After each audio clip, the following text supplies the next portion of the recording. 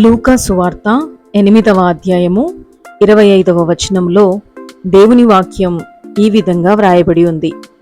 అప్పుడు ఆయన, మీ విశ్వాసం ఎక్కడా అని వారితో అనెను. అయితే వారు భయపడి, ఈయన గాలికిని నీళ్లకును ఆజ్ఞాపింపగా అవి లోబడుచున్నవే, ఈయన ఎవరో అని ఒకనితో ఒకడు చెప్పుకొని ఆశ్చర్యపడిరి. Luke chapter 8 verse 25. And he said unto them, Where is your faith? And they being afraid wondered, saying one to another, What manner of man is this? For he commandeth even the winds and water, and they obey him. చదవబడిన ఈ వాక్య భాగాన్ని అనుసరించి ఈరోజు దైవిక స్ఫూర్తిని ధ్యానించుకుందాము. The disciples were worried about the storm while Jesus slept. యేసు నిద్రిస్తున్నప్పుడు గాలి వాన సరస్సు మీదికి వచ్చినందున దోణి నీళ్లతో నిండెను. అప్పుడు శిష్యులు భయపడి, ప్రభువా, నశించిపోతున్నాము, మమ్మల్ని కాపాడమని కేకలు వేసిరి. Still, when they called on him, Jesus answered and silenced the wind and waves with a word. వారు ఆయనని పిలిచినప్పుడు వెంటనే యేసు జవాబిచ్చాడు. గాలిని మరియు అలలను ఒక్క మాటతో నిమ్మలపరిచాడు. The disciples were amazed at Jesus' authority, while Jesus questioned their lack of faith. శిష్యులు యేసు అధికారాన్ని చూసి ఆశ్చర్యపోయారు. అయితే యేసు వారిని, మీ విశ్వాసం ఎక్కడా అని ప్రశ్నించాడు.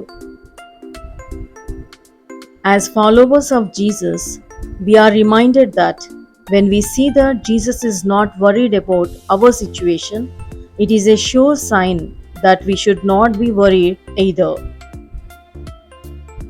యేసు ప్రభు అనుచరులమైన మనం మన పరిస్థితిని బట్టి ఆయన చింతించకపోవడాన్ని చూసినప్పుడు మనం కూడా ఆందోళన చెందకుండా ప్రభువులో ధైర్యంగా ఉండాలని ఇది మనకు ఒక సంకేతమని గుర్తుంచుకోవాలి. యేసు శిష్యులను అడిగిన అదే ప్రశ్న, నీ విశ్వాసం ఎక్కడా అని నిన్ను అడిగితే ఏమని సమాధానమిస్తావు? నీ జీవిత నావలో యేసు ఉన్నాడా? ఎన్ని ఉన్నా ప్రభువు నీ జీవితంలో లేకుంటే అది పెద్ద గుండు సున్నా అని గుర్తుంచుకో. చాలామంది అనుకుంటారు, మాకు కావలసిన అన్ని భోగాలు ఉన్నాయిలే, ఇంకా అంత భక్తిగా ఉండడం అవసరమా అని. అయితే నీ బ్రతుకులో ప్రభువుకు ప్రథమ స్థానాన్ని ఇచ్చినప్పుడు ఈ లోకం ఇవ్వలేని గొప్ప శాంతి, సమాధానం, సంతోషం నీ ఇంట్లో నిండుతుంది. నీ డబ్బు నీకు సౌకర్యాలను సమకూర్చుతుందేమో కానీ సమాధానాన్ని ఇవ్వగలదా? ఆరోగ్యాన్ని ఇవ్వగలదా? లేదు కదా. ప్రభువు నీ జీవిత నావలో ఉంటే ఎన్ని శ్రమలు కలిగినా, అవి వ్యాధి బాధలైనా, ఆర్థిక సమస్యలైనా, లేదా మానసికంగా కృంగిపోయే స్థితి నీకు ఎదురైనా, ప్రభువా నన్ను కాపాడు అంటే ఆయన నీవు మోస్తున్న కాడిని తొలగిస్తాడు. వాటి నుండి బయటపడే మార్గాన్ని చూపిస్తాడు.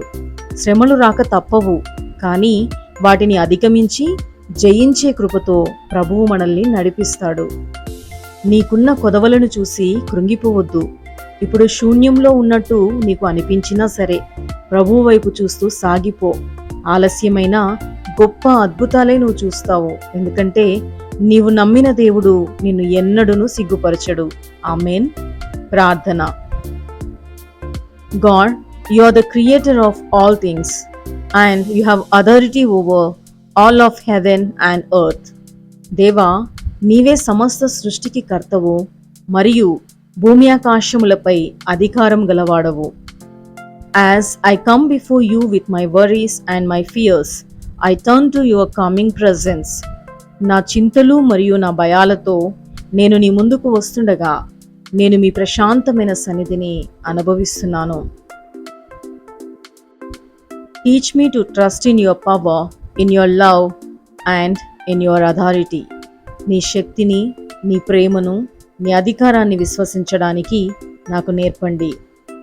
Thank you for giving me the assurance that you are in control. సమస్తము మీ ఆధీనంలో ఉన్నదని నాకు హామీ ఇచ్చినందుకు ధన్యవాదాలు. In Jesus name amen. యేసు నామములో ప్రార్థిస్తున్నాను తండ్రి, amen. Praise the Lord everyone. ప్రభు అయిన యేసుక్రీస్తు నామములో మీకందరికీ కృపయు క్షేమమును సమాధానమును కలుగునుగాక. ఈ క్లుప్త సందేశం మీ ఆత్మీయ జీవితానికి దీవెనకరంగా ఉందని నమ్ముతున్నాను.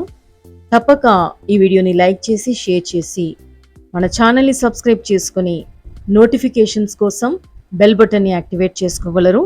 Thank you so much for watching this video till the end. May God bless you all. Amen.